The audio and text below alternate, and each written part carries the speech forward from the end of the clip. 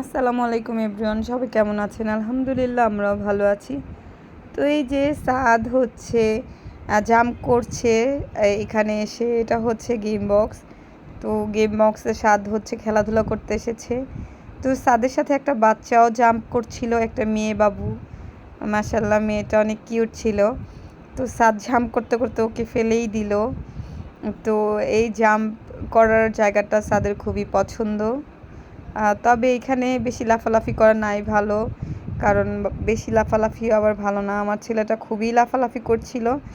তো আর অনেকগুলো বাচ্চা এখানে লাফালাফি করলে ব্যথা পাওয়ার সম্ভাবনা থাকে। তো আমি এটাতে ওকে একা একা খেলতে বলি, বা দুইজন একজন থাকলে তাহলে বলি।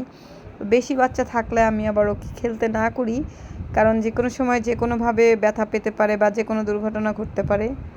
তো আমি ওকে বারবার বলছিলাম যে ওখান থেকে বের হয়ে আসো যদি ব্যথা পাও, কিন্তু আমার কোনো কথাই শুনছিল না। তো খেলতেছিল ওইখানে, কারণ এই জায়গাটা ওর খুবই পছন্দের। ও যতবারই গেম বক্সে এসেছে ততবারই এই জায়গাটাতে সে জাম্প করেছে।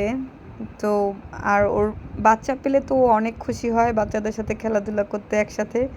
ও খুবই পছন্দ করে। এরকম সবার বাচ্চারাই হচ্ছে খেলাধুলা করতে পছন্দ করে, কারণ ওরা একা একা থাকে, একা একা বাচ্চাদের খুব বোরিং লাগে। তাই সময় কাটানোর জন্য ওরা হচ্ছে বাইরে খেলাধুলা করতে পছন্দ করে।